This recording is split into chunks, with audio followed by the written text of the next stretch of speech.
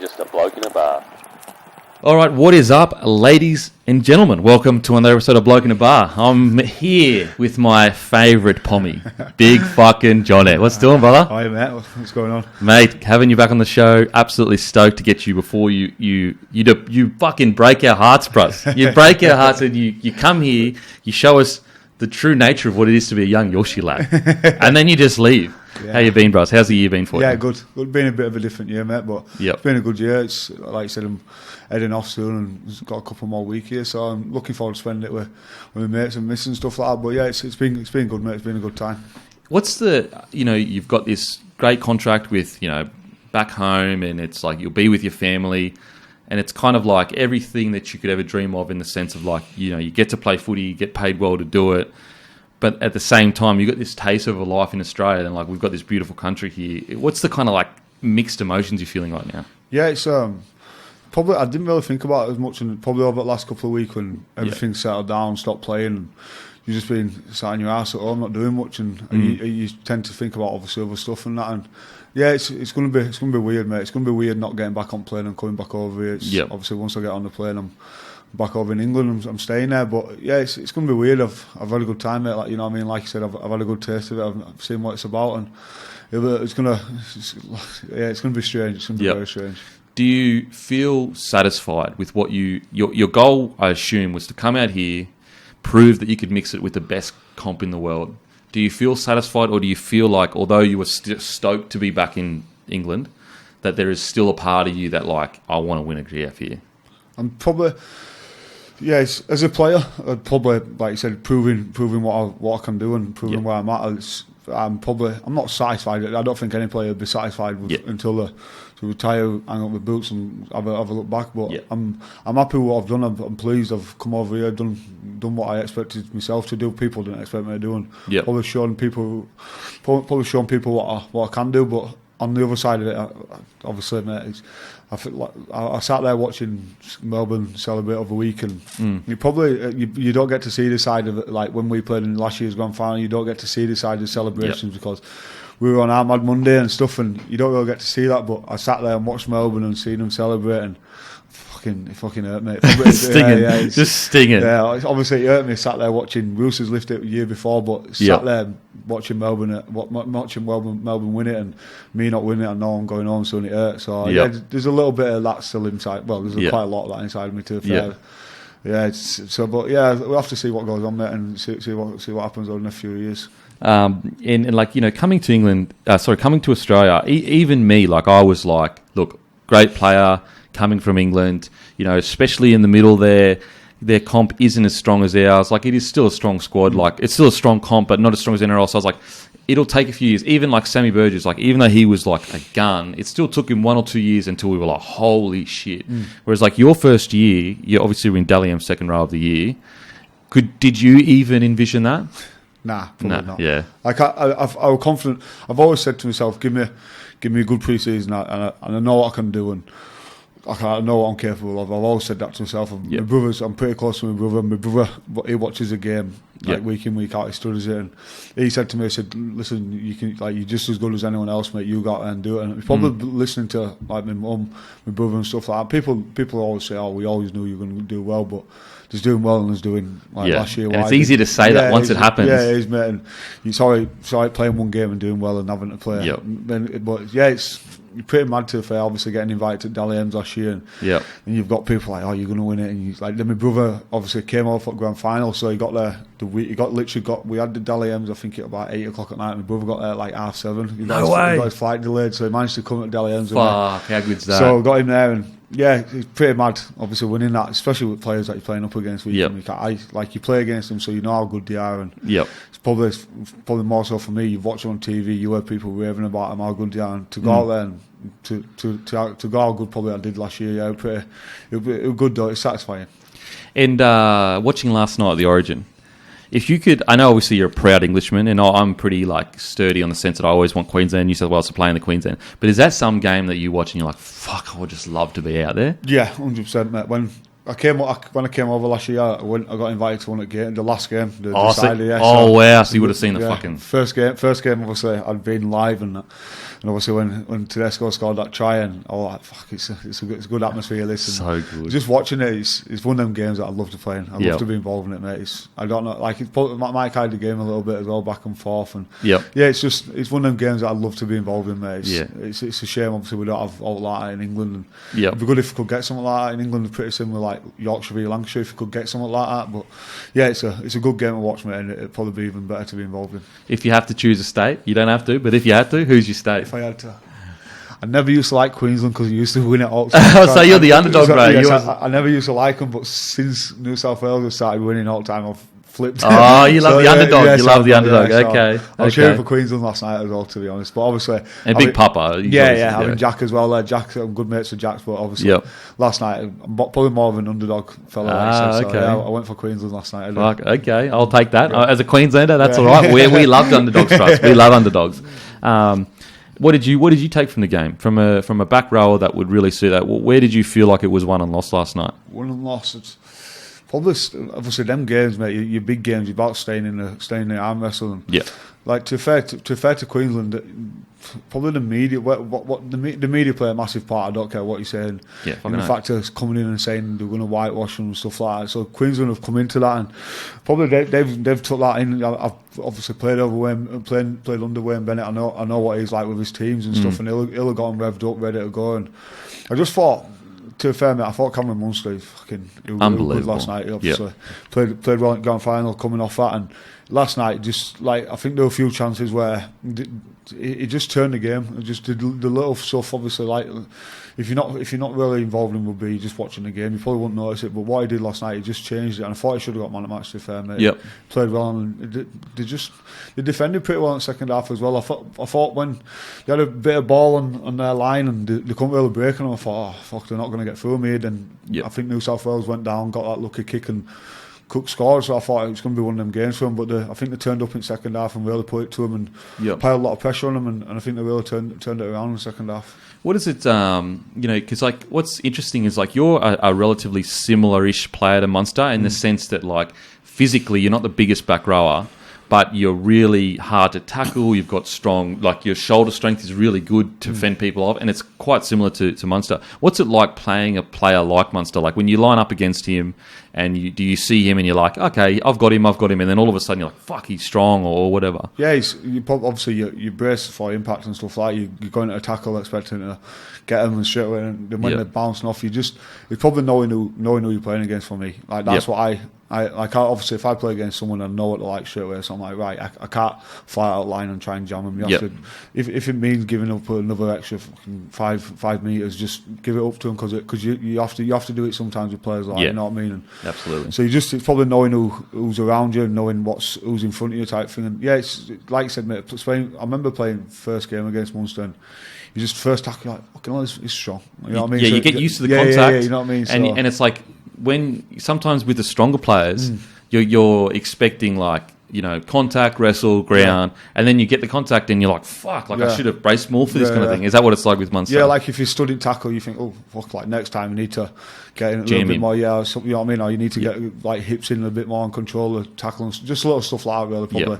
Like obviously, like you learn to do it each day in, day out at training. Yeah, it's for people that are listening, like, sometimes when you play footy, it's not like you're not having a crack, but there's a rhythm to a game where like tackle, wrestle, blah, blah, blah. And then every now and then you get this player, and you would be like this to other people because you're a similar player to Munster, where you're like you go not through the motions, but you realise every time I tackle him, I've got to try to jam him because if I don't, he'll bump me or fucking get a quick play the ball. Yeah, you've got to be first to whatever you do. You can't let them be first because if they be first, it's like ultimately if you're first to it, you're first, they're second. It's simple as that. And I look at it as like I've got to be first to getting out of the line or getting off the line because if he's coming at me, it's just making it harder for me to make a tackle on my heels and stuff like that. So you've got to react fast. And that's probably where you see people like Munster coming into the game when it starts getting a little bit tired and people that reactions aren't as good and stuff like that. And switch off for a little bit and players get you like that, and that's probably why, mate.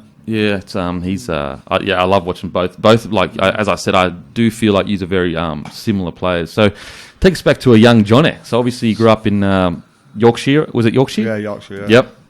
And what was it like growing up for you?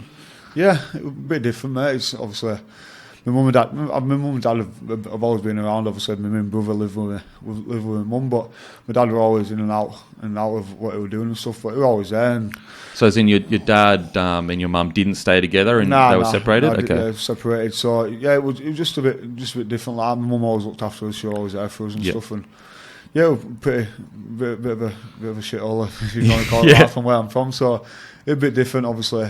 Then got to 15 and I had my little girl, so she pretty much changed probably the majority of my thinking and what I wanted to do in life, to be fair, mate. And yeah, probably that one of the biggest changing points in my life.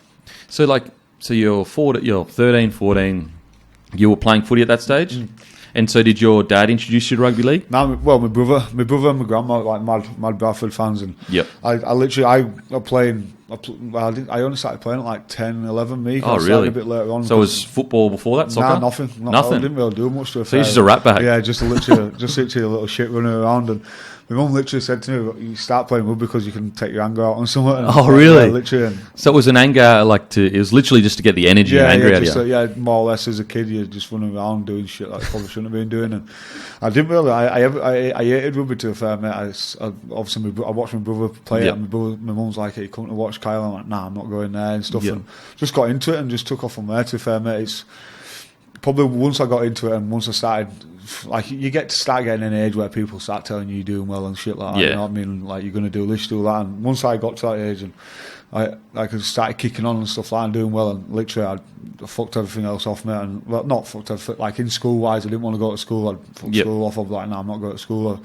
I know what I want to do," type thing. And it probably got me in more shit than, you know what I mean? Like, I probably thought I could go out and fucking have fights. I'm like, "That's alright, because I know what I'm doing," you know what I mean? You know what I mean? And stuff like that. So you probably, especially growing up, like, from where I am, you get into fights, and where you're from, you have your own little group of people that then don't like the group of people from somewhere else, and you're like, "Right, come on, then we'll sort it out." Have a little scrap. Yeah, go up and sort it out and have a little scrap, and that's probably that's one of the best ways to sort it out when I were a kid, to be honest. Yep. And so basically, you're in a position where you were in a rough area where you would get in scuffles and fight blokes, and basically your mum has gone, "You can't be doing this shit anymore. If you need to get this out of your system, you need to be playing footy." Yeah, more or less, yeah. And literally, from there, rest is history, really, mate. I just started playing and loved it, to be honest. I used to play 2 years above my age, so I played that for about 2 years, and I think there's like a rule in England, like if you're under 12, you have to pay, you only allowed to play 1 year, so I dropped down 1 year, so I was still playing a year above my age. And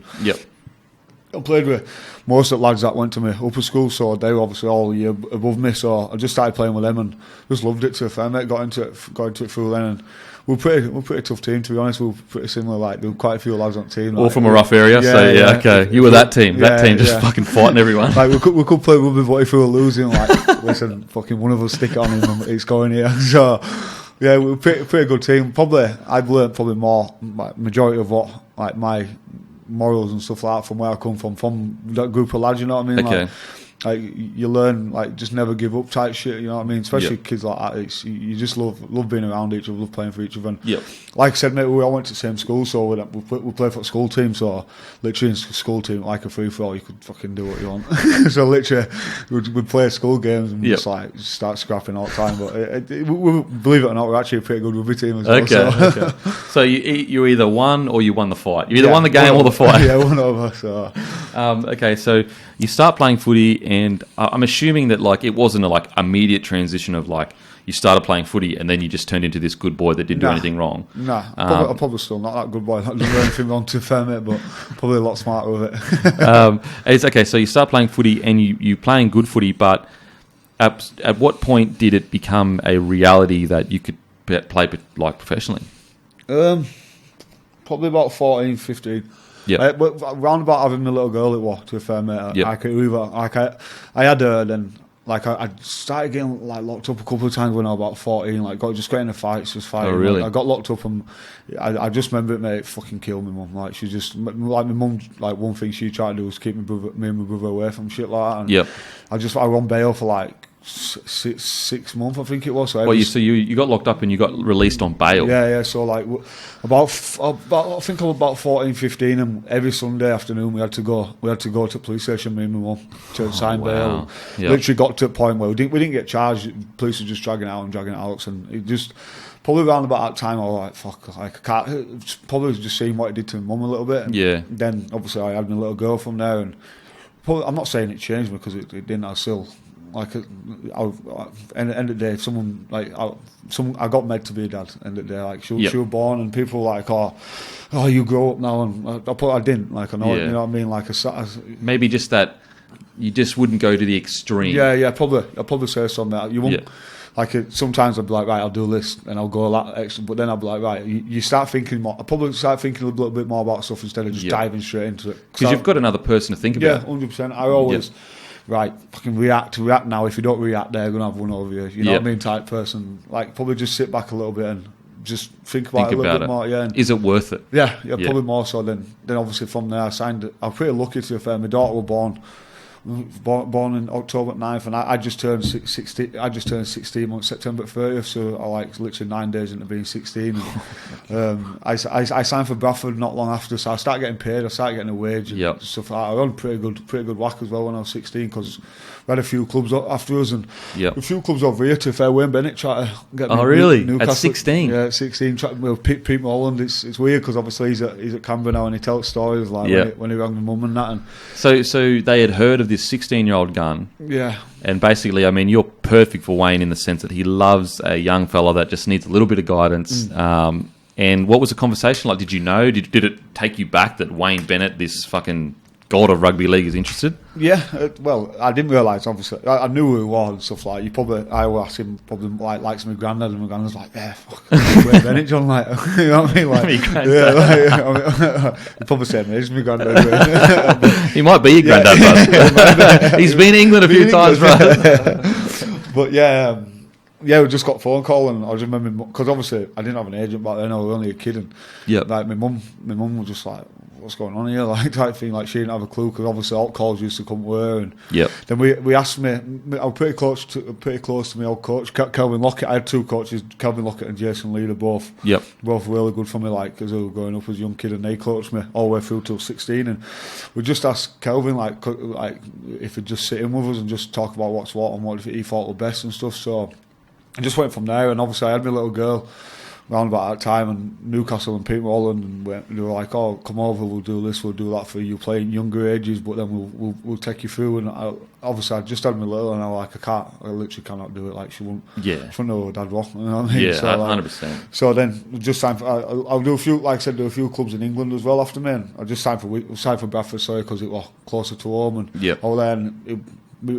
probably boyhood club that I've supported all my life, and you know what I mean, being to watch them play with my grandma, my brother, and my mum all the time, stood in crowd. So that was my big decision to stay at Bradford that time, and obviously I met my debut there. Yep. Oh, right. It's so it was good. Yeah, it was good. It's crazy, bro. Like how the world works. Like you have this kid and this pressure, and then all of a sudden these clubs are interested, and it'd be just. It's a scary thought to think. Imagine if you got injured and you didn't have footy. You know. Mate, it's when you a little bit of the shield with my shoulder injury. You sit back a little bit and you're like, fuck. You realise, like, you do. You like, you take it all in, and you're like, there's not just you here, mate. Like, 100%. Far out. Okay, so it's basically like it was a kind of like perfect storm in the sense of like you got locked up, you got put on bail, released on bail, and then constantly seeing your mum struggling and being upset, and then also realising like I've got a kid here, so. Even though I'm still going to be stupid sometimes, I can't go to the extreme of like, who gives a fuck? I'm not going to let anyone put anything over me, kind of thing. Yeah, a little bit. I probably like when I signed for Bradford as well, mate. Like I said, I signed on a good deal, and I probably got a bit too ahead of myself. Or like, fuck it, I've made it now. Yeah. As you do in I literally like rang one of the best. He's still my best mate today, Liam Harrison. I rang him, like, mate, fucking cancel what college course are you doing? He's like, so I like cancel it. I said, we're going out. We went because I didn't. For some reason, Bradford didn't make me train on weekends. I don't know why. What? I know. That's the worst. That's the worst thing they could have done. Literally, I signed halfway through the year. They were saying just coming through the week.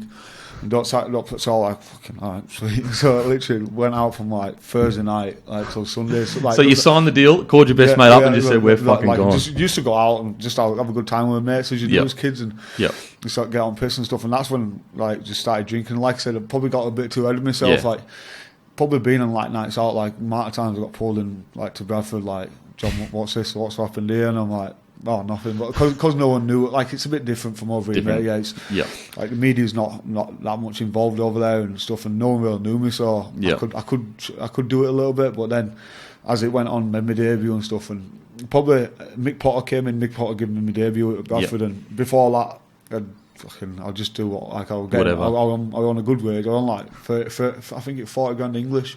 So it's like something like 100k really for a 16-year-old. And I was just like I'm living best life here. Like, yeah, 100%. What's going on? So yeah, it's, you know what's crazy is that's a bigger contract than I ever had in the NRL. That's mental. Yeah, so it was just probably about me pulling my head in and just being like, right, and that's one of the big reasons why then. I made my debut at Bradford. I did everything what I wanted to do at Bradford. I made my debut, played in front of my family.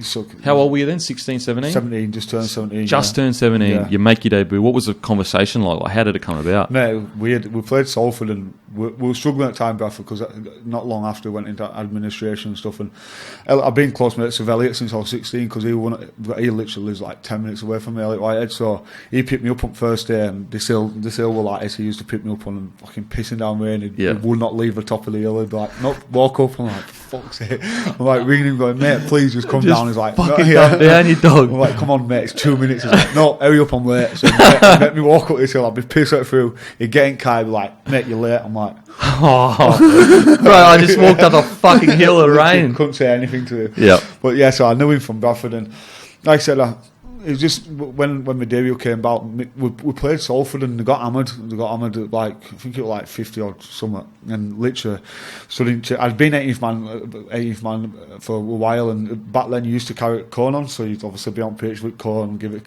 kicking tea and stuff like that. So, okay, the ball boy. Yeah, ball boy, yeah, more or less. So then I used to do that. Then he said, oh, what are you doing next week? I'm like, what do you mean? He's like, you'll be playing. But we played Catalan in Catalan, so like away. So my family couldn't be there for me. Debut, so like right off. Then when we played on the day, mate, I one of the worst debuts. Well, one of the worst debuts I've fucking witnessed. Really, was it bad debut? So we played it pissing down rain. So I didn't find out this till after. The TV kept on going on and off, so my family couldn't watch it properly. Yeah, that's good. Because there were thunderstorms. Yeah, well, yeah, it turned out it was good. Then one of the first ones, I took a carry, I made like 10 metres. I thought, yes, I'm fucking in here. Got dragged back 20 metres. Fucking hell. So you thought you're killing it, they got the wrestle and just fucking pinged you back. The second involvement, I went through as a blocker, last tackle. The halfback kicked the ball, hit me on back of head, got an accidental offside. Oh, no. Then the third one, what happened? Third one, because I played loose forward. Yep. And I've hit it like a short lead, like literally on the try line. No 0-0 in game. Yep. Gone like this and Hooker's passed forward and it's just whacked me in the face and my nose has just fucking splattered open. Really as big as mine? Yeah. Could have happened. Yeah, my nose has just splattered open and I'm like, fucking hell. We end up drawing games, so it wasn't too bad, but yeah, it probably wasn't one of the best. Fucking best games, but yeah. Yeah, so just from there, just went from there really, just started playing from there really and just went from there.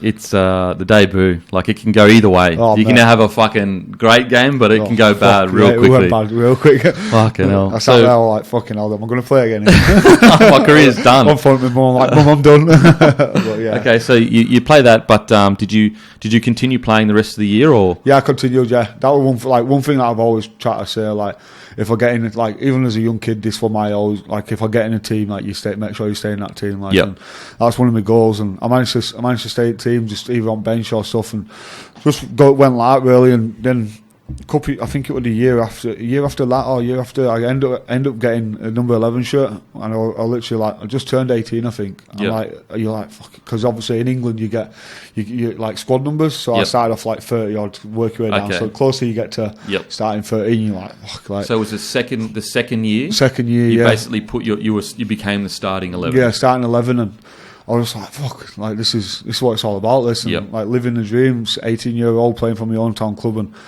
It was just everything that I ever wanted to fair mate, but then you think it's everything you ever wanted, but then you start seeing more stuff like you want, like, you know what I mean. So you tick some off, and you're like, right, I want that now, and that's how it ended up going for me. And I just sat there, and when I got offered by Wigan at 19 it was, and I was just like, Right, then people are like, yeah, but you're starting every week. I'm like, yeah, I know, but then like, who've I got to learn off? I had no, like, I had me and Elliot. Like, Elliot, we were only younger as well at the time. Yeah. Elliot left halfway through the year, went to Catalan, so then he was gone, and I was just like, I've got, like, obviously I'm a senior player. I'll be going to a senior player, but I'm 18 years old. Yeah, you know what I mean? Wow. So then I was like, right, I'll sign for Wigan. Ended up signing for them. They'd just come off a winning double as well, winning Challenge Cup and Super League. So I was literally like, fuck, I'm going over here. I'm not going to play. And they had Harrison Hansen at back row. They had Jack Hughes. They had Liam Farrell. They had Sean Loughlin. And I was like, I'm going to play here. And just went from there, really, mate. And just obviously, you get your head stuck into pre-season and just try your hardest, don't you? And so you ended up, you played in what, like 3 or 4 grand finals? Ended up, I mean, 5 years at Wigan, we played in 4. 4 grand finals, and you only won one? Two. We ended up winning 2. Won my last one, yeah, so last game. Before you left, okay. And you made your debut for England in your, like, 3rd or 4th year, was it? 19, 20, wasn't it? 20, so you're pretty much your 3.5 years in. Yeah. So how did that call come about? Well, so the England coach at the time was Steve McNamara, and I literally got signed for Bradford by him. Oh, okay, and went away on England duty for under-18s England. Came back and he got sacked. So I was like, fucking hell, what's going on? So you thought you might not fucking... Yeah, I was just like, fuck, what's going on? So then Steve, he rang me. Well, I was pretty close to Steve as well, like at the time. And he'd obviously said, like, keep going where you're going when I signed for Wigan. You're going to have an opportunity. And just rang us up, and me and Georgie Williams were there at the same time, and he just rang me up. He was like, listen, you've been picked for England. I remember it's a funny story, to be fair. We were on Mad Monday and we were pretty pissed up, and we were like, fuck it, we were getting England here, and we were waiting for a phone call, and we were all blind in this car driving. The driver wasn't blind. It was a taxi. Taxi, yeah. Well, we weren't driving, so we went way down, and literally all phones started ringing. So like George went, like, are you in? So we all had, so we were dressed up as Arabs. So like in the thing. So we all dressed up, and he got phone call. He's like, yeah, I'm in. So then he got phone call. Yeah, I'm in. So then we got the phone call, and we just went from there. Joe Burgess was there as well. He got the phone call at the same time, and we all got in. So it was pretty good because we had a good crew at Wigan. We had and the Mad Monday just went. Even madder. So it were good. It were good times, to be fair, mate. And obviously just went from there. Made my debut against France. Ended up playing centre and scored 2 tries. And I thought, fucking hell, this is easy. And played New Zealand. Played New Zealand a couple of weeks later, and fucking hell, we ended up winning the series, to be fair. Really? We ended up winning the series, but different level, though. Yeah, total different level. Yeah, so it was good, to be fair, mate. It was good to, like I said, playing for your country for me, mate. It's probably pinnacle. Like that's putting on that, like the famous white and red jersey. Yeah. What was that like? Young kid from Yorkshire, from the slum, poorest area, and yet you've climbed all the way to the point of representing your whole nation. It's... It was good, mate. It was one of the best fit. Like just going out singing national anthem, and you know what I mean. Like just standing there, seeing your family in that in crowd. It was one of the most proudest moments I've had in game, to be fair, mate. And it always is every time I play, mate. It's singing that national anthem. I'm pretty big. I'm patriotic about my country. You know what I mean? I love my country. I love where I'm from, and one of the best feelings that I've had, to be fair, mate. And like I said, I love doing it every time, and I'll do it till as long as I can. It's crazy. Like, I feel like when you're a bit younger, you don't actually realise how much it means until you actually sit down and think about, like putting that jersey on and what it represents, and the history and your family and, all your generations before you that love the country, kind of thing. It's incredible, especially so young. Okay, so what was the first grand final you win, and like, what was it? I'll tell you now. It's on my ankle. On your ankle? 2016. 2016, yeah. 2016 it was. Fuck, it was good. It was good. Especially because we've been there twice before that. Yeah, twice before that. Yeah. And they were, once before that we lost. No, twice, might have been twice. One of them. Once or twice? Yeah, one of them. And we were like, fuck, like, obviously you have a taste of losing, but when you win, mate, there's nothing better. Like, nothing better. Heaven. Like, you're literally like, we've done it. You know what I mean? And just probably more so for me, like being the kid that I've stood in crowds. I've watched Bradford do it. I've watched other teams. You know what I mean? So probably being on that day, just winning it and getting Millie on the pitch and getting my niece and nephew and stuff. It was just because I grew up watching Bradford Bulls win it. Bradford won it for years, and see like Leon Price and that's walking around the little ones on pitch. Like, how good would that be? You know what I mean? And then doing that, it's one of the best feelings ever. And What do you remember from the game? You know what, mate? Not much. Not much at all. Like, what about a feeling? Do you remember a feeling? One thing I remember is coming out to warm up, and because we warm up on pitch like before the game, and just coming out and you literally could not hear you talk to each other. And Old Trafford's pretty like close. You're not too far away, and you literally couldn't hear each other talking. I was just like, "Fuck, it's going to be good." This, and then when it kicked off, obviously it just went to another level. You know what I mean? I think it was a sellout of 80,000. I think. You were good, and just little things like that. You know what I mean? You know what, mate? If I was real sick, I can't really remember much about the game. I mean, you don't really. You just remember little bits and bats of it and stuff. And it was good to get it for once and just go from there, mate. Like you said, that's what you work hard for. That's what you train hard for all year. And especially as a kid, you grew up and that's what you want to do. And it was a good feeling. You enjoy yourself after that, for sure.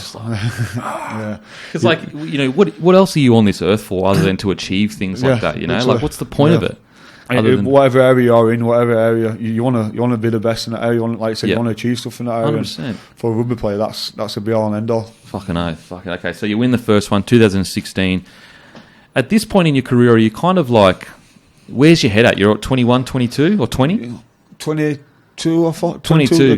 Just turned 22, yeah. Are you starting to get that itch of like NRL, or not really yet? It's not really yet. People say, as a kid, you dream what to play in NRL. It never was for me, mate. My dream was to play in Super League, to win a grand final in Super League. Because I've grew up. Don't get me wrong, I watched NRL, but like me and my brother used to run around on field outside, literally talking about like playing in Super League grand final. You know what I mean? Both of us, because that's what we watch week in, week out. Stuff. And that was my dream, and obviously you win one, and you're like, oh yeah, that's good. Like I want to win another now. I want to do a listen.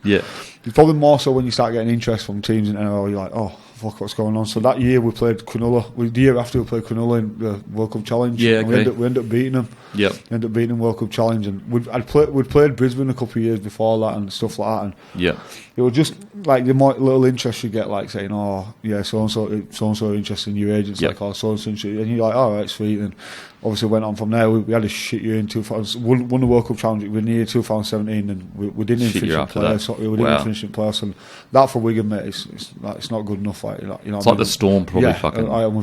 We found that, like Sean Wayne, now England coach, we found out about it, mate. He grilled us like. I remember last game that season against Wakefield, and it's literally signed changes, and you're like, listen, if you want to be known as them players, you fucking might as well not come in. And he just literally put it on us like. Well, I just said like, I'll sack every single one of you if you do that again. Yeah, if you show us up like that again, this club's not about that. And I think we got it might have been 50-0. I think it was last game, and the absolute amateurs for us, like we've never been involved in games like that. And for people listening that are NRL fans, like Wigan is like the Storm of similar-ish. Brisbane, a big club, strong club. Storm for like they're always involved. Wigan or St Helens are the two both, teams. So it was like that, and for us, mate, we were embarrassing as players and stuff. And it was just that pre-season. Then we came out, and obviously that was 2018, and a few lads ended up leaving. The coach obviously when he announced that he were leaving as well. And it was just one of them years that coming off the back of that year, as well as then I think there was me leaving, Sam Tompkins leaving, Ryan Sutton leaving, Sean Wayne were leaving. You know what I mean? So it was one of them years that we were like, right, we got to do something. Yeah, we need to fucking go. And I suppose you talk about it as being like, oh, this is a dream ending. Like literally that was. I couldn't have wrote it any better. Literally could not have wrote it any better.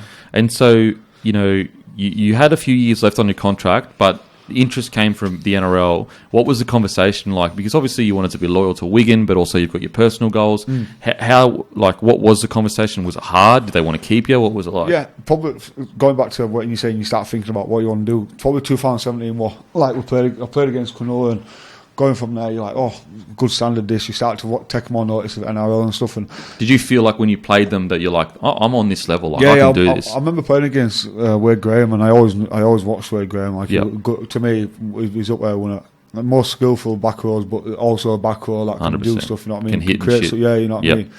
And then playing against him, I thought he held me on a little bit, and I was like, fuck, like I think I'm ready to go over it a little bit. And obviously that year went on and goes by, and then 2018 come and you start getting more and more stuff, and it was probably more the family stuff that I needed to sort out, like what are we going to do with Millie, what are we going to do with my mum and stuff like that. But then once I got a little bit of taste of so when Canberra came in, because obviously Elliot, you'll ask Elliot, he claims to be. Yeah, he reckons he's a recruitment agent. Fuck it, Canberra scout. So to be fair, he wasn't too bad. But then he were ringing me saying, "Oh, John, talk to Sticky," and I haven't heard with Sticky, and just going from there. So did all jokes aside, did it really start from Elliot trying to push it along? Probably, yeah. Because it's all right, people saying, "Oh, it's good, do that, do this," but when you listen to someone that you trust and and you've been around as a kid, and I've listened to him and you're like, "John, you love it out here, come out here. There's a couple of us out here. It'll be good for you. Come out, see if you like it and stuff, and you come to a good place." It's like I know it's hard to believe, but I've never really been a beach man, me. So I won't really I need to sign here because I want to go to the beach. You know what I mean? I'm from fucking coldest place, coldest place in the world. Go closer, mate. If there's one place perfect for you, it's Canberra. Yeah. Canberra or New Zealand. So then, just from there, mate, I remember speaking to Sticky. I think it must have been night time, my time, over in England, and I think Elliot was not in change rooms, in his office, and he passed me on. I was just chatting to him. And oh, really? So you were speaking to Elliot, and he passed the phone to Sticky. So and was that the first time you've spoken? Yeah, it's one of the first times.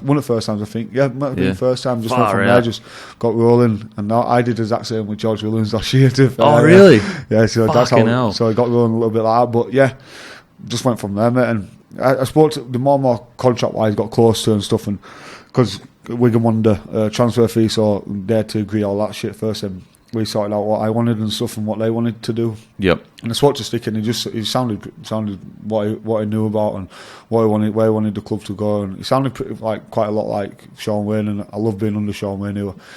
He got the best out of me, to be fair, mate, and I'll always say, mate, he not made me, but he gives me a foundation to. Yeah. And Sean Wayne was your Wigan coach. Okay. Yeah. So, pretty similar to that, and I just thought, you know what, fuck it, I'll go for it. And like I said, just had to sort stuff out with Millie and what was going to happen and stuff like that. Yep. And so your conversation with Ricky, was there any other NRL clubs that were interested at that stage? Yeah, there were a couple, but like you said at the time, it's a risk for NRL clubs. If you can't I want this, it's weird say in English this is how it goes, mate. So any English it has to be worth your while to come over. Yeah. So say if you're on a good contract in England, you have to be right, if it equals up, so, but then you're right, it's an opportunity, so I'll take a bit less because it's an opportunity, it's different things, but if I make it over there, you blow up a little bit, so you have to work it out like that, you know what I mean? And there were a few clubs that came in and were like, right, we'll do this, we'll do that, then a few clubs right, we don't want to pay you transfer fee, or if we pay you transfer fee, that's coming off your wage. Yep, okay. So it was just a bit muddly like that a little bit, there a couple, Newcastle came in again, and just do about 3 or 4, I think. But once you start putting it to them, you've got to pay this. No, we don't want to do that. So who was interested but didn't really cross the line?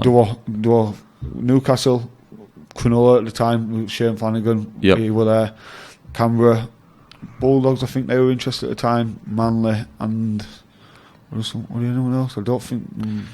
I think that's it. Yep. So fair. And when the rubber hit the road and there was transfer fees and that, it was kind of probably between Newcastle and Canberra, where Canberra you felt Ricky was really I want you here. Yeah, and because Elliot and Odgie were there. Yep. I knew Ryan Sutton were going as well, so probably made it a little bit easy for me thinking, right, I'm going to go somewhere where I know people, you know what I mean? It helps. It's hard enough going outside the world anyway, and then mind going somewhere where you don't know people. So going there, probably that probably for me helped massively, what persuaded me to go there. And before I forget, walk us through the Georgie Williams recruitment. How did that happen? How did you get that started? Very similar to fair. Sticky had been talking to me about it all last year, saying, Georgie's a good player and stuff, and I said, he's mate, they always chirp away what do you think, how do you think he'd go over, mate, he's a good player, good bloke, you get on with him and stuff, so just went like that a little bit back and forth, and I was talking to him in his office, and he was like, how do you think he'll go, we're talking to his dad, because George's dad has a bit to do with rugby and stuff, so he always spoke to his dad and stuff, and spoke to Andy Clark at the time, that was his agent, and he was just back and forth, and I said, you know what, mate, fuck it, shall we ring? So I just texted him, I said, what are you doing? And he like, no, mate, just chilling at home, because it was like our morning, and so their night, yeah. And he like, no, mate, just chilling. I said, can you answer the phone? And he like, yeah. I said, Sticky wants to talk to you. And he like, fuck, yeah. Just answer it. Yeah. So you called him and just said, here you go, Sticky. Yeah, I was just chatting. I said, oh, mate, I'm just sat with Stick now. I'm going to put you on. He wants to have a chat with you. Yep. Literally give him phone.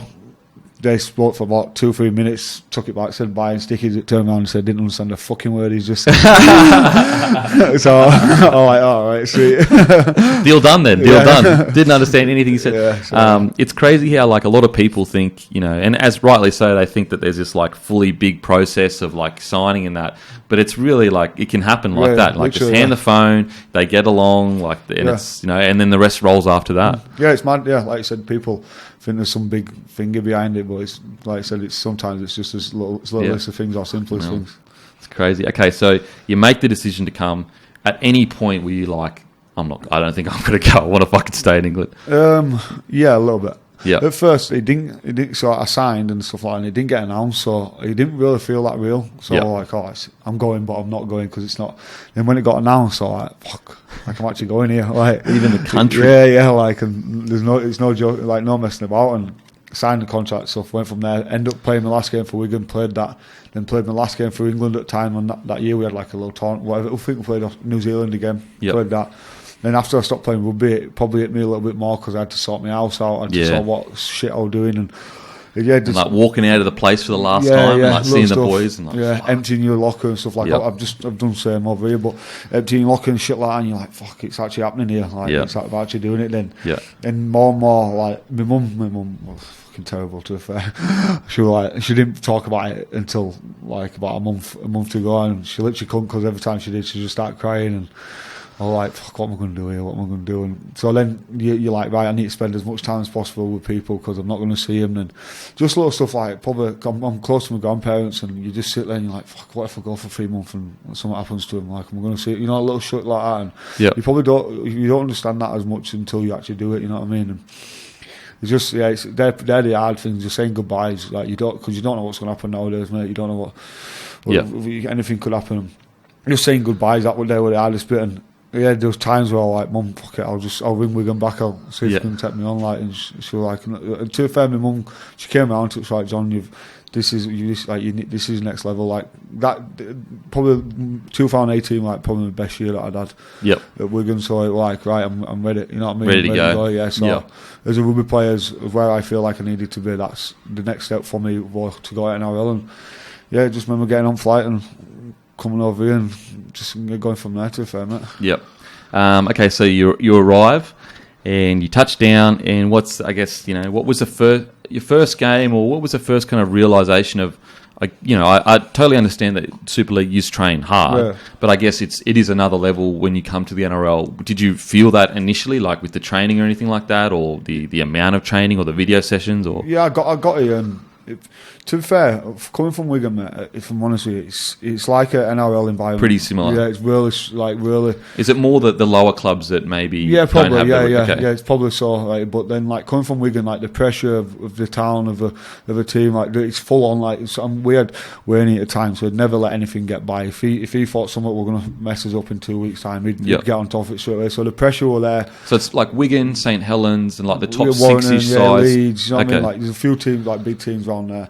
But then, so I came and I just remember it, man. It was absolutely boiling. So hot. Like fucking hell, like and one person that like fucking hell, you start sweating. It's a bit warm in here. I've the dripping sweat. You know what I mean, I'm not really got the skin for the sun as well. And I just remember getting to training and it was red hot, and just literally we had flogging after flogging. I thought, what the fuck's going on here? But once I get into it, I don't mind it. Like it's a bit annoying. I'm like, right. I reckon it's like the first 7 days, and then you just get in that rhythm. Once you acclimatise to it a little bit, And I love a challenge, me, and I'm like, fuck yeah, I test myself, I pride myself on like, nah, you're not going to fucking beat me, you know what I mean, type thing. So like getting like the grind type thing in training and stuff, and I just took to it from there. And pre-season last year, I ended up breaking my ribs, so I couldn't actually train or anything for 6 weeks, I think it was. But then obviously the game were coming up, and and we didn't say out about my ribbon because we don't want to first game. Fucking,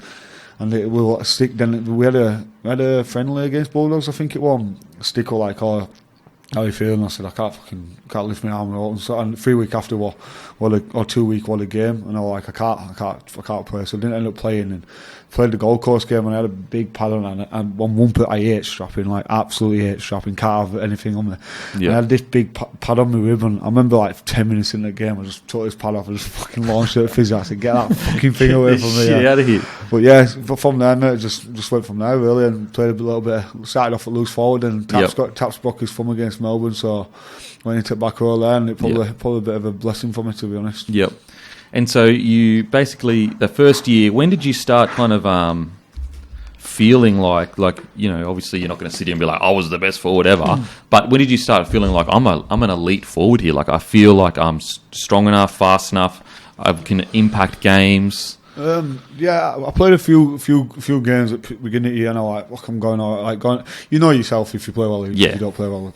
Like, you know yourself if you can hold your own. That's probably one of the big things. Like, I'm like, right, week in, week out, we need to do it, John. Like, you know what I mean? You tell yourself you need to do it week in, week out, and that's what I've always been like.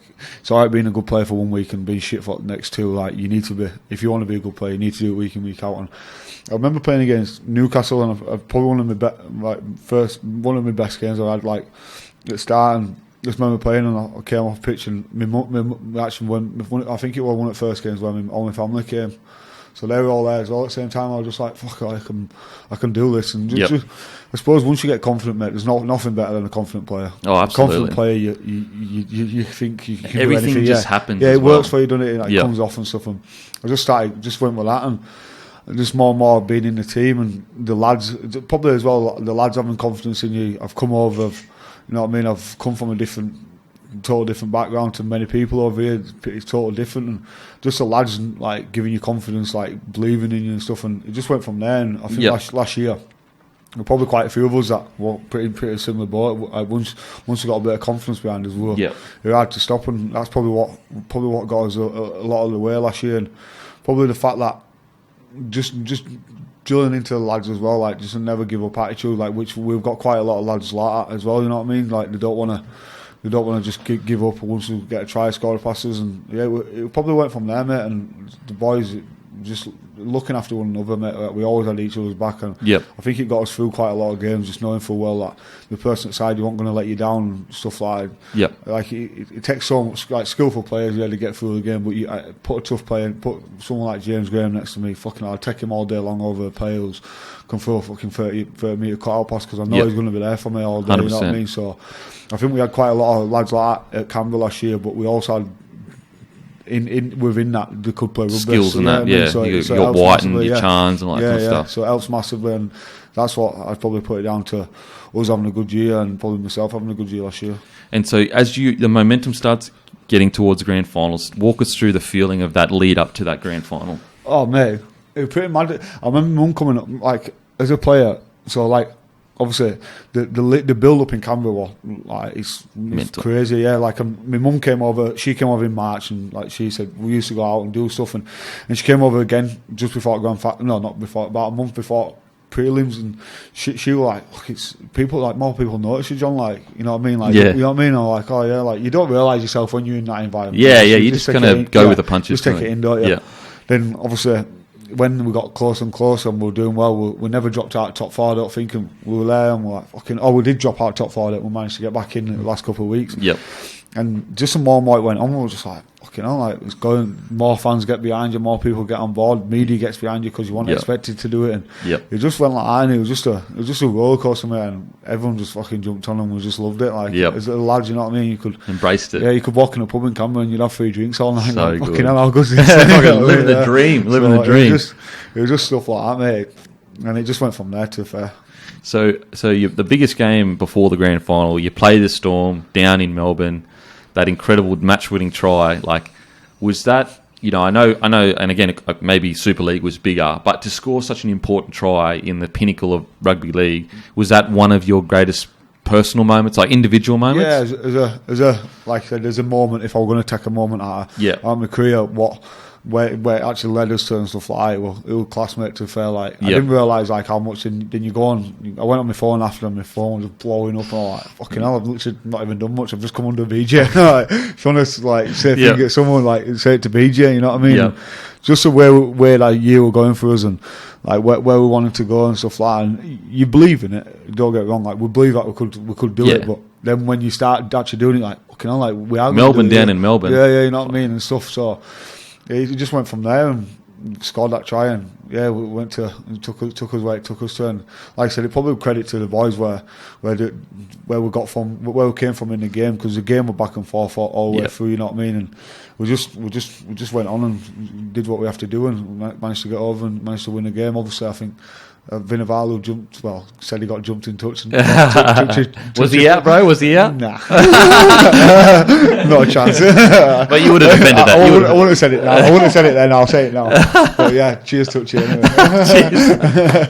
But I just went from there, to a fair mate. What's frustrating with that is, like, he wasn't out, but like everyone just like assumes that like they would have scored, and it's you don't know they would have scored. I seen something about last night saying, the referee blew up a second earlier, so New South Wales will cheat. I'm like, why does it not score? Like, first of all, they've got a different clock to the network clock. Like, the network clock isn't the exact clock; it's the ref's clock. I've realised over here, mate, people are always first to jump on stuff like, you know what I mean, like on the opposite controversy, side. negativity. That's what we need. Like, that'll sell stories. Like, you know what, mate? Sometimes in life, like, just fucking give credit where credit's due. You know what I mean? Sometimes, like, and also like, you focus on that one moment. What about the 79, 59 minutes? You know what I mean? The 79, 59 seconds before that. But you reckon that was the moment that you lost the game? It's just frustrating. And it's frustrating because, like, even no matter how much you talk to them and be like, you're just trying to vent your frustration, instead of just going, you know what, Queensland with a better side,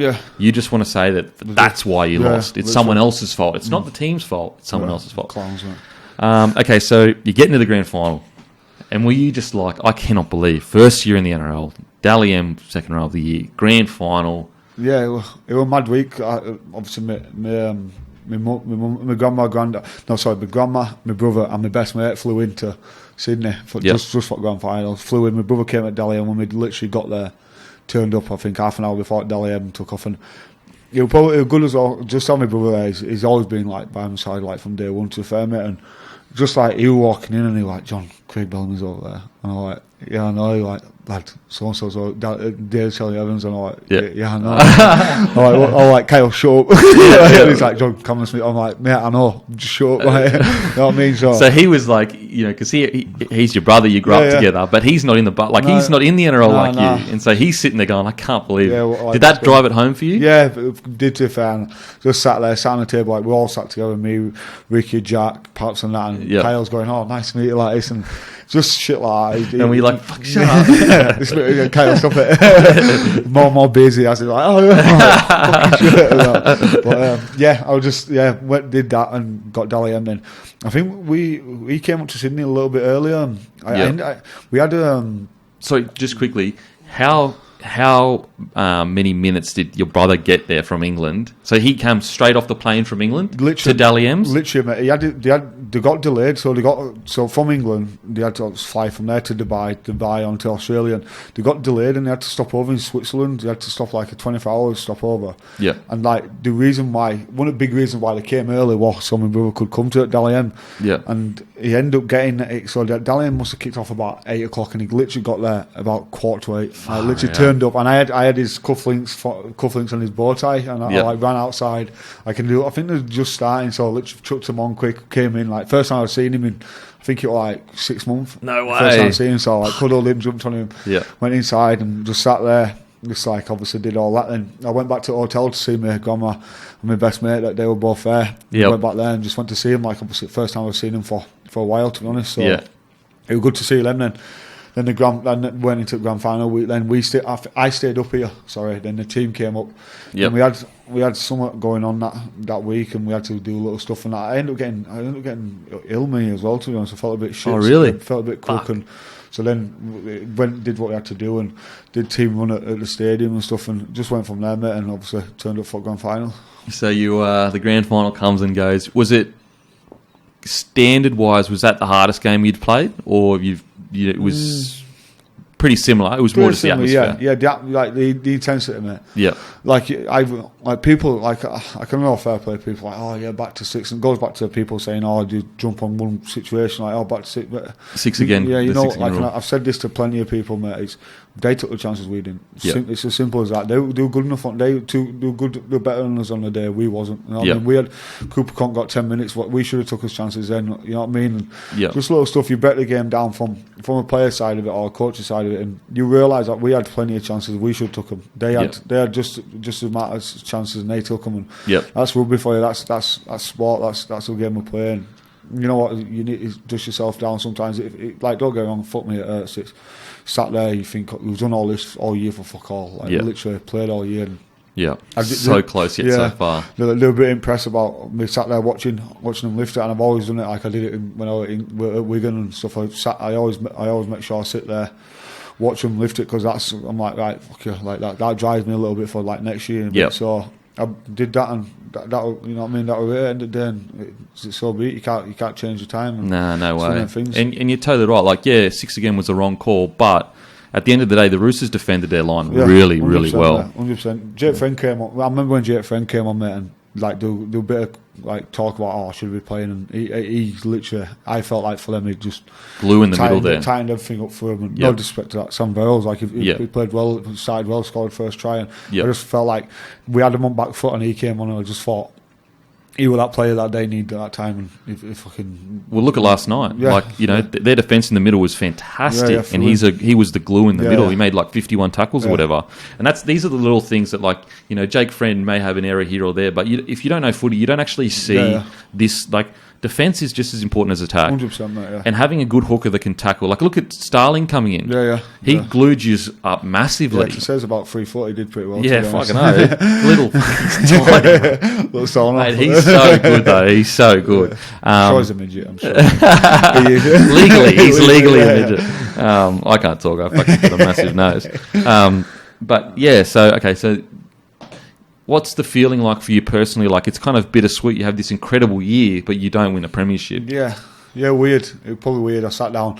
Then you realise a bit more. I went back home. I played for Great Britain and all that shit. Went back home, and I didn't realise how much people watch it back home. And you go, like, I used to go on nights out in Manchester, and people notice you, but I don't like. It's crazy. You realise like this much people thingy, so you just like all sink in, and just like shit like out, seeing all my friends, went to visit them all. I just try and keep myself a little bit busy. I sat down just with my mum, and I just sat there and like just having a chat close to Christmas time and stuff, you know what I mean, and having a little drink with my mum, and just with my brother as well, and just like, fuck, it's been an alright year this year, and like, obviously we've not won it for myself. It was a good year, obviously. I've always been like, people don't remember second best. I don't care what you say. Like, you don't. 20 years time, people aren't going to remember what Canberra did in fucking 2019. Like, they don't. Like, I don't care. People remember what Roosters did going back to back, because that's they won it. And so just did that. Really reflected on that, and just sat down, enjoy myself and my family, to affirm it. And just you take it. But then obviously, like I said earlier on, you have yourself at a standard where you want to be at. You're like, right, fuck it, I want to go here now. So then, like, for me, that's what it was last year. Like, right, I know where I'm at, I know what I can do, and people know I'm at. So now it's going to be even harder, because people knows what I'm about. I'm not going to come in. I'm not going to be playing Melbourne, and they're not going to know what I'm doing. They'll know what I'm doing. So I need to think out of the game. I need to think out of the box to take my game to another level. You know what I mean? A little bit. Yeah, absolutely. And so this is around the time when negotiations started for the next year, or was. No. So this will literally negotiations. So it didn't really. So negotiations. Negotiations started for me to sign for Canberra around about that time. So I was looking to stay at Canberra. Around about that time. So around about 2018 grand final time. Is that when you started negotiating to sign for 2020? Around about 2019, started sorting stuff out and stuff like that. Got with Isaac, just started chatting away to him, and he like this and that and stuff. What do you want to do? I said, I want to be at Canberra. That's where I've come through. And he like, sweet, sound. He was talking to Donny and Sticky and that, and just went from there. Really, just chatting away. And so your current contract was 2018, 2019, 2020. Yeah.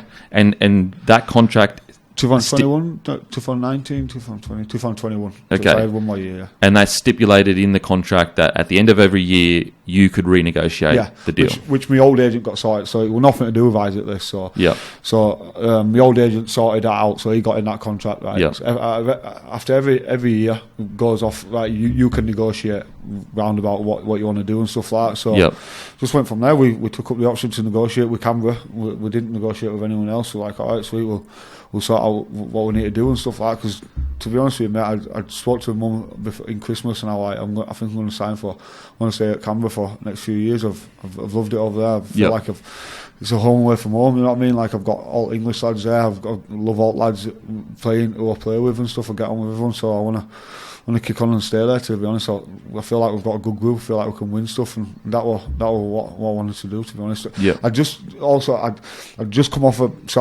this pre-season. I come back pre-season, but I had a shoulder injury, so I didn't really do much to fair in pre-season, so I was umming and ahhing about what coming back into pre-season stuff. So I went back and forth having to sort that shit out as well. So okay, so you start negotiations, and at what point, because eventually it came to a point where it became public and everything, like what was ever going on. What was you said to them, I want to stay for X amount, and how did it progress from there? Just back and forth, to be fair, like what any other contractor do. Like, right, I want this, you want that, you want this, right, we'll meet him halfway in the middle. Then we got to a point where they were just like, right, we'll give you this for this year, but we can't give you it for next year because we're full on this, full on that. And all right, listen, I can't take something depending on, or if this turns out next year. I said, what if I get an injury this year and don't play for the next 2 years? And that probably at the time as well, I did my shoulder, and I'm like, fuck, what if this shoulder don't get right for next year? Like, then I've missed 2 years out, and they're saying, at the end of that year we'll give you that if it's there. And I'm like, I could never sign. I've never been. I want security. Anyone in any job in any world would want security. You know what I mean? And they were saying, "Oh, just sign till the end of this year, then we might have something year after. We might not do." And all like, and you're like in a whole other country. You need at least. Yeah, you know what I mean. So I wanted a bit of security, and just prioritising signing stuff. And I was just like, mate, listen, if you want to get it sorted, I want to stay here. Like, this is where I want to be. Like, this is what we need to do. And it just got back and forth like that, and I think it just got back and forth and like, listen, clearly not going to get this sorted. And Canberra have self-tied up in contracts with which is rugby. I realise that, you know what I mean. There's salary cap and salary caps that. You can't do stuff. You can't do anything about that. If you've got money tied up, that's it. And I understood it, and it just went from there. And so basically, they said, look, we can sign you for 2020. But we don't know. 2020, 2021, 2022, they didn't know. So 2020, they didn't know. Okay, and so basically you were like, look, I want at least a 3-year deal. Yeah, that's what it was. And they were like, look, we can't guarantee that. Yeah. And so what did they say? Basically, you're free to look elsewhere, or so it was like, you either hang about until 2020, sign 2 year, hang about 2022, and then see what we've got. If we've got it, we'll give you it. If you aren't, and I was like, nah, mate, I don't want to do that. I don't feel comfortable doing that. I want something thingy. So then they obviously said, okay. So as the contract said, the negotiations in the contract clearly say you can negotiate on behalf of things. So we then said to Canberra, if we negotiate with other teams, and Isaac got a written email off of Donny, I think it was, and said, yeah, sweet, mate. So Don said, yep, you're totally sweet to go and talk to somewhere else. Feel free doing that. And like I said, mate, at that time, I did my shoulder at the beginning of the year, and fucking my head were all over the place, if I'm honest with you. Then all this shit came with COVID and stuff, and I was like, right, sweet, I'll get myself through it. And I had my shoulder, and I think I was only supposed to be out 12 weeks. I got to like 18 weeks, and this was like just going into where everything stopped with COVID. So I was like, fuck, where am I going here? 18 weeks. I'm 6 weeks off, like where I'm supposed to be. Like I'm 6 weeks over, where I'm supposed to be. Is it going to be all right? So then went from one surgeon to another surgeon, and it obviously then we got wage cuts, and we didn't know what was going on. So I was like, fuck, what am I going to do with this? So then around about that time, I was just like, fuck, I don't know. Like, I don't like, because it was pretty bad over in England at the time, and my granddad struggles breathing. He has like a gas and air. He has to walk around all the time, so I was like, fuck, I need to go home. But then I couldn't go home because I knew if I went home, my shoulder's fucked. I can't do anything with that. So where am I at here? Do I either go home, stay with my granddad in case anything happens, you know what I mean, or do I stay here, try and fix my shoulder and go from there? And I was just in limbo about quite a lot of stuff, and I was like, I don't know what to do. I literally don't know what to do, and worried about like obviously Millie, just like because I knew literally when COVID came, I'm not going to see him. I'm literally not. Yeah, you can't leave the country or get back in. Yeah, I'm not going to see him. So I like it. Do either go home. Once I go home, I'm not coming back. Like I knew that straight away. And, and then it came around. Then obviously came out that I had to have another shoulder up, and that was pretty much literally in the middle of all this contract shit. And I was like, fuck, I've got to have another shoulder up here. Like, what's going to go on? So I literally went to a different surgeon, and I just remember sat there at surgeon. My physio sat there. And he was like going through. Like I said, "Oh, can you tell me what's up?" Because they didn't know what we were up to. They didn't know. They didn't know what was wrong with it. So I got my shoulder up, and I thought it was this bone that I've had took out of this shoulder. So I thought it was that, and like, oh nah, this shoulder's sweet. Never had anything up with it now. Yeah. Then they thought it was the same, so I took the bone out because there's like 15% of fucking population born with this bone. Oh really? I wasn't a fortunate one. So you've got this random bone in there. Yeah. Okay. Like, it's not calcified or something as a kid. Yeah. So okay. So they took that out, and I thought, oh, it's sweet. So did all that shit, and it didn't end up fingered, but they couldn't see on the scan what it actually was until the other consultant, the surgeon, were like, right, the only way I can see what it is if I go in. Yep. So I'm like, well, what do you mean? He's like, if I go in and I see it, do you want me to do it? Like, do you want me to fix it? And I'm like, yeah, mate. Like I've had one operation of it's now I think we're on like 22 weeks, and so I'm like 10 weeks over. So my head's fucking falling off. Like, as a player. Sorry, go on. I was just going to say, like, and you're trying to you're worried about your future, and they can only offer 2 years, and you're going, fuck, if this happens again, and I've only got 2 years, I don't know what's going to happen. Literally, and I'm like, fuck, the only way that I can prove what I'm worth is getting out on the field, and that's the only thing that I couldn't do at the time, and I'm like, fuck, I want to get out there, I want to, like, because it shuts everyone up when you start playing rugby. Yeah, good footy takes care of everything. It shuts everyone up, and I'm like, fuck, I want to get out there, and I remember sat there with the surgeon, and he went, right, we're going to do a bone graft, and I'm like, what? I'm like, you can do bone graft? What the fuck are you on about? I've never heard this before. He said, we'll do bone graft. I'm like, so how long's that going to be? Like, about 6 to 8 months. And I was just like, what the fuck are you on about here? Like, and he was like, right, I'll speak to this other surgeon, speak to a surgeon around the country, this and that. And he came back and he was like, no, we can't do that. And I was like, why can't you do that? And he was like, people don't recover from that. So I was sat there like, so your head's just fucked. I was just like, what the fuck's going on then? End up saying like, listen, if you go in, have a look at it, see what's up, and end up like my bicep tendon that was torn, but you couldn't see it on the scan because it was like something behind me thing. So, but then before I knew that, I was like, mate, what's going to happen? He was like, right, if you only way to find out if it's going to hold up is if you play. And I'm like, what do you mean? And he was like, you're tackling a 100 kg bloke, that's how the only way to find out. So I had my shoulder operation, like I ended up having 2, and he's like, and I've got fucking like my surgeon saying, mate, only way we're going to find out is tackle someone. So I'm like, fuck, so my head all over, and I end up coming back to training perfect. I didn't have any issues with it, and you probably think back and think, why the fuck did I worry? Like, but then at the time you don't know. You don't know what's going to happen. Especially being in the unknown, I was just like, fuck, what's going to go on here? Yeah.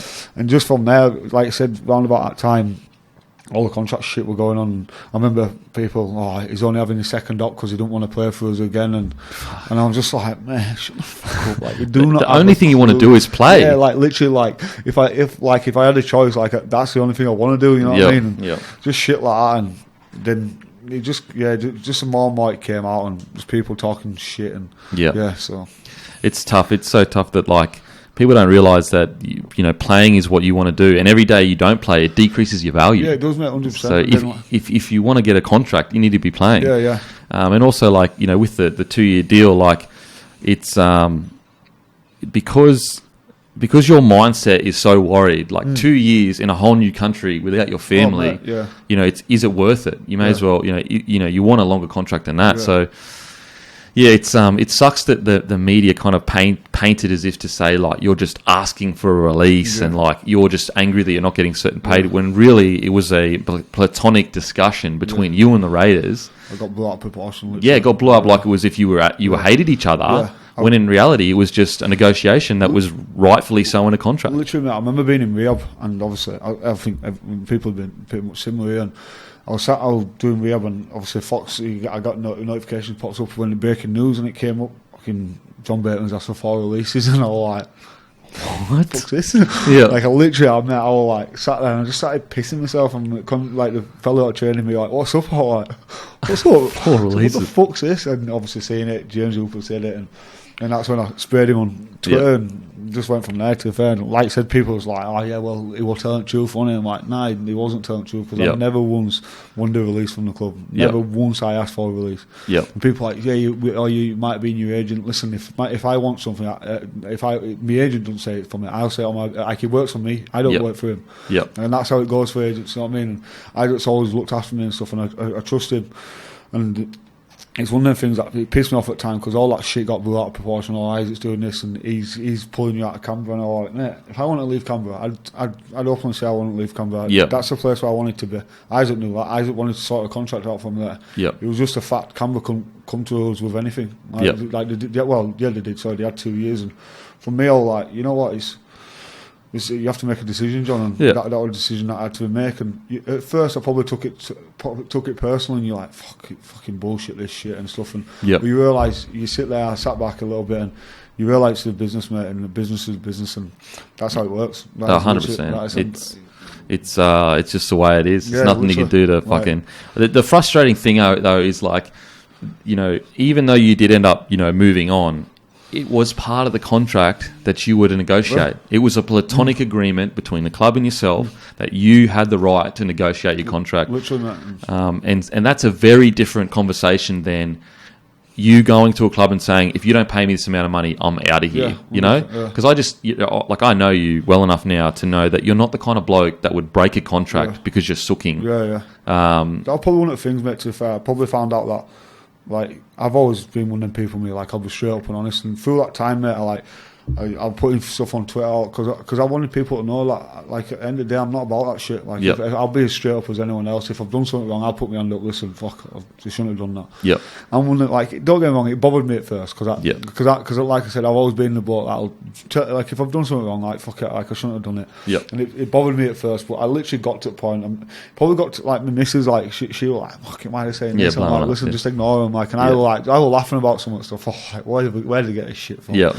But then, like, it annoyed me the fact that, like you say, like, if I wanted to go, mate, I'd have put my hand up and said, I'm out here. And then people start saying, oh, he wants more money. You know what? Like, if I wanted more money, I'd have signed for a club who offered me more money. I'd have took it. I'd have took the deal. Like, but I'd have took it. You know what I mean? Like, I'd have done that. And so you don't have to say who, but there were offers with bigger money at other clubs. Plenty of offers with bigger money. And around about the time, people like, I can do, like, oh yeah, but Isaac's taking over clubs for a start. Donny's give us permission to do that. Canberra give us permission to do that. Of saying, right, you can do that because that was part of the deal. Like, obviously, your contract, sweet. But then, oh yeah, well, he's doing it now. Yeah, because he's my agent. If he gets his point, that is his job. Like, people don't understand. Oh, he's doing this to do this. He's not. Like, he works. People don't understand. They think they work. You work for them. They don't. Like he works for me at the end of the day, and he listens to what I say. Because at the end of the day, I won't sign something if I didn't want to do it. You know what I mean? Like, crazy. It comes down to that, and you just a load of bullshit. And that's how it went on. How it got dragged out, to the fair, and like, I know now people know more of a full story on what they did at the time. It's just it's like, imagine you're at work and you're allowed to negotiate your deal, and they go, "This is all we can offer you," and you go, "Well, I want some more longevity," and they go, "Oh, that's fine. You have permission to go and talk to other companies." And then you go talk to other companies and you get in trouble for it. You'd be like, are you serious? Like, am I supposed to not earn money for what I do? Like, it's crazy. And also, like, again, to be clear, you had bigger offers at other places that you didn't take. Yeah, to stay over, like, and I could have easily stayed over here. Like, with quite a few clubs as well, like, offering me stuff, and all, like, no. And the thing was, well, mate, Canberra first said no, but we might be able to give you this. So I like, all right, sweet, I'll wait for you. Like, I don't want to dash off. So initially you waited a few months. Yeah, I waited a few months, and I'll wait for you. This is where I want to be. This is where I love being. And so, you know what I mean? Like, still to this day, like, people are like, oh, he had an argument, something like that. You know, fuck all that. Like, it's contracts. It's a business. I know what it's like. People on the outside of it don't understand. People on the inside, they get it. You know what I mean? And then just shit like that. Then the Don Ferner tweet, and where people like saying, "Oh, I tweeted calling Don Ferner a dickhead." I'm like, mate, listen, as if you would ever. I've done some stuff in my time, but I'm not that fucking stupid to do something like that. You know what I mean? And people are like, "Oh, his Twitter got hacked." I never said my Twitter got hacked. My Twitter didn't get hacked. It was a fake tweet. Like, you could go on Google. You can literally take me 2 seconds to Photoshop literally, you can do it. But then them dumb people will sit there. Well, you do listen. Like, you get. I've realised probably around about that time, mate, how the media how ruthless over here. Yeah, Like, you know what I mean, and how much you can twist stuff and how much you can make you look like a fucking twat for something literally that there's nothing. Well, there. even the Hooper situation, like he said that you went and asked for 4 releases, and then like what he does is he tells like a half truth. Yeah. So like because you ended up getting a release, he says, "Well, see, you got a release." Yeah. It's like, well, hang on a sec. Well, yeah, that's what different. you said. That's not what you said. Yeah. You said I went and asked for 4 releases. How about you put in the story that we were negotiating and I've got an email from Canberra saying I've got permission to go on, and then he would turn around and say, "Oh, but that's because you asked for release." It was like, no, hang on a sec. It's because we both agreed that that's all they could offer me and they were okay with me doing it. Mate, and the reason they don't do that is because that won't sell them a paper. Yeah, that won't sell a story. That won't get someone to click. Oh, I'll click that. You know yourself. You're in, Sucks. I realise, mate, like they put stuff out there just to sell. Yeah, just to they get don't clickbait. care. Like, but it's what's frustrating is they get away with that. Yeah, and people entertain it. And you know what? I literally, I've probably a while ago now, I could have literally gone flat through my Twitter and know people, you fucking prick, you this and that. And I honestly, like, it'll put a laugh. Like, I used to send, like, I've got a WhatsApp group with all my mates back home. And I'd print screen them and send them. And all lads would be like a couple of weeks later, like, any more? Have you got any more? Any more sprays? John Bateman's a fucking piece of shit. You used to send them all back, so if you're watching, you probably end up in WhatsApp group. But I probably realised around about that time. I remember going away from Finger. McGregor Dragons at that time. He was Paul McGregor. Pressure, and I remember they lost the game. I think it was. I don't know who against. And I just remember watching it, mate. And after the game, they were sat down. They were like, Hooper, there were a few of them, and they're like, "Are you going to go resign? Are you going to go to the board resign? Are you going to do that?" And that day, mate, I just sat there and I was like, "You know what, John?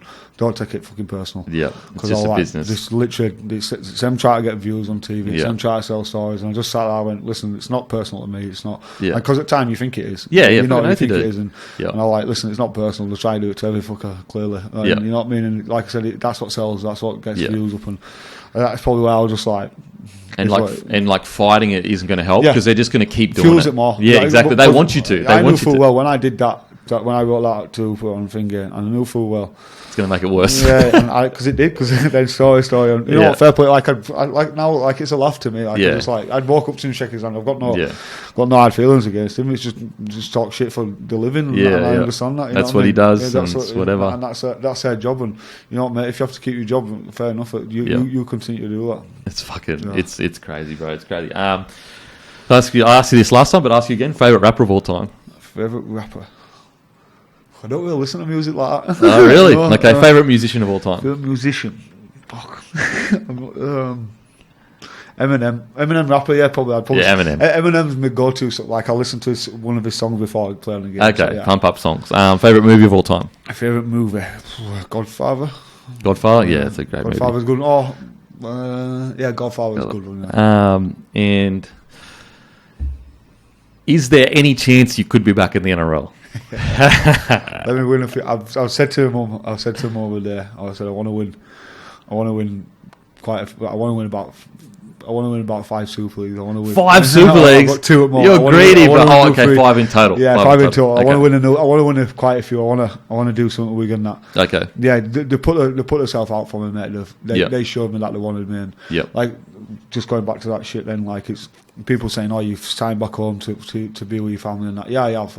I have. Don't get it wrong, but I've also signed at a club where they put the neck out. They've brought the bank for me, and you know what I mean. They put themselves out for me to say, "Right, come, we want you back." And for me, for anyone, people who show you that they want you, or show you that you mean something to them, it means a lot more to them what it does people just using you as a piece of meat. You know what I mean? 100%. And I want to give them good faith. I want to give them quite a bit back, and I want to go down as one of the best players to play there. And it's so like, what is in your head?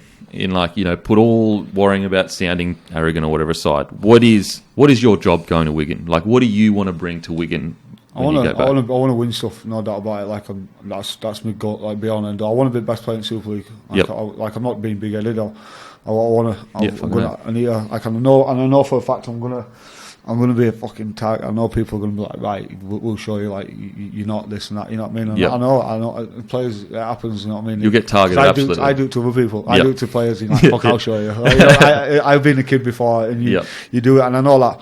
But then I've got to take my game to a different level, and I want to be the best player at Super League. And I talked to Chris Adlinski quite a bit, the CEO of Wigan, and that's like he's like he one of the big things. He, like when we were sorting the deal out when it came about, and he sent me this big long email saying about obviously making Wigan like part of me and stuff like that, and that's and it turned me. I was like 100%, mate. That's what I want. And yep. Hopefully one day I'll get to captain them, and that's what I want to do. I want to lead the club. I want to lead them to trophies, and I want to make my family proud and stuff like that, mate. Yep. You just go from there, to be fair. But yeah, I want to win stuff. That's what I'm all about, winning yep. mate. And I couldn't care about myself if I don't win anything. But if I win trophies, Wigan for next 10 years, that's what I do. Crazy, bro. Can you imagine if you win 3 more premierships? Shit, it'll be class. Fuck it, hell. Anyway, bro, I'm stoked for you. Stoked for the deal we got. We're gonna miss you, bros. We're gonna miss you, but hopefully we'll get you back. Cheers, mate. Thank you for having me. Appreciate it. Legend, bro. Cheers. Boom. Just a bloke in a bar.